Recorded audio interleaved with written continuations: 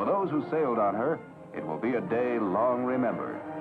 My name's Maurice Polak. I was a 5-year-old passenger, and I've been a lifelong fan of the SS United States. We traveled in January 1965 for a family trip coming back from Europe. We had gone over there to surprise my grandparents. So my grandparents, they lived in California. They took an airplane. That was the beginning of the end for the passenger liners.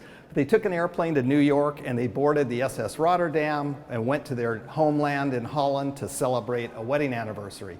Unbeknownst to them, while the Rotterdam was turning around and sailing back to New York, we jumped into our car, and that was my mom, my dad, my sister, and I, and we drove to the East Coast and we boarded the Rotterdam along with our car. Sometime after the successful big surprise for my grandparents, we jumped in our car again and we drove from Holland to Le Havre, France.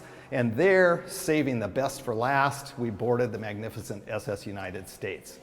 And it's somewhat of a pleasant coincidence in my life that of the tiny handful of passenger liners that are still around, the 2 that I traveled on are still here. So some of the things that I remember about the ship, I definitely remember the cabin as far as a bunk bed, and to the right of that was a porthole, and my sister and I spent a lot of time looking out that porthole because we encountered a tremendous storm.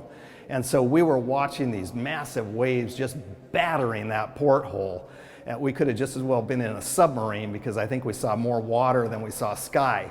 My sister actually saw a fish swim by. During the storm, the ship's log shows that we averaged 20 knots, which is a pittance for the SS United States.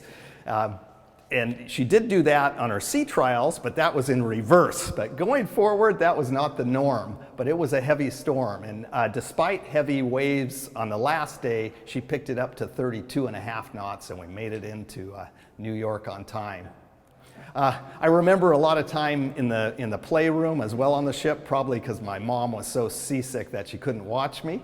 And then there was a corridor that I recalled on the ship that the first time I visited here in Philadelphia, the tour guides were nice enough to take me back there. It turned out it was the cabin class promenade deck. And when they took me there, it was exactly the way I remembered it as a 5-year-old. It was really neat to spark that memory because I would walk there with my dad to get to the stern of the ship. This is my 3rd time here in Philadelphia. My wife is like, "Are you kidding? There's nothing on that ship." But I just can't get enough of it. I'm just so interested in the way this ship is put together. Fascinated. It is truly a masterpiece that William Francis Gibbs came up with. And, they didn't make ships like this before the SS United States, and they didn't make them after. It's a true masterpiece of marine engineering. We have museums for just about every facet of U.S. history. Planes, trains, cars. Our space shuttles all have museums to remember the technology, the legacy of that technology. But there's no museum for the SS United States.